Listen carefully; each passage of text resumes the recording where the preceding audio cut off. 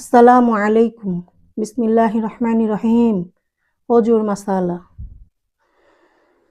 হাত পা কাটিয়া গিয়াছে এবং সেখানে ঔষধ লাগাইয়াছে। ঔষধ ছাড়াইয়া অজু করিলে ক্ষতি হয়। এখন যদি সেই ঔষধ না ছাড়াইয়া শুধু উপর দিয়া পানি ঢালিয়া লয়, তবুও অজু হইয়া যাইবে। অজু করিবার সময় হয়তো পায়ের গোড়ালি বা অন্য কোনো জায়গায় পানি পৌঁছায় নাই।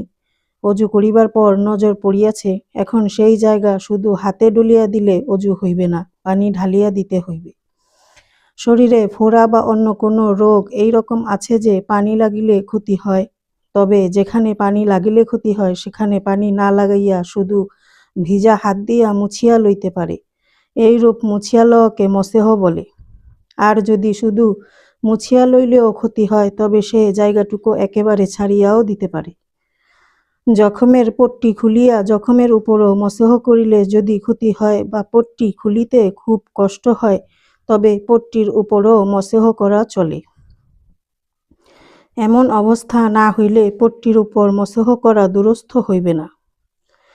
সম্পূর্ণ পট্টির নিচে যদি জখম না থাকে, তবে যদি পট্টি খুলিয়া জখমের জায়গা ছাড়িয়া অন্য জায়গা ধুইতে পারে তবে ধুইতে হবে।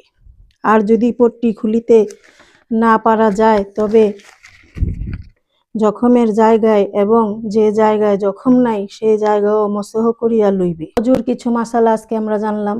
ইনশাআল্লাহ আগামী পর্বে পরের মাসালাগুলো আমরা জানবো। আমাদের সাথে যুক্ত থাকুন। আল্লাহ পাক আমাদের সবাইকে আল্লাহর হুকুম নবীর তরিকায় চলার তৌফিক দান করুক। আমিন। আসসালামু আলাইকুম।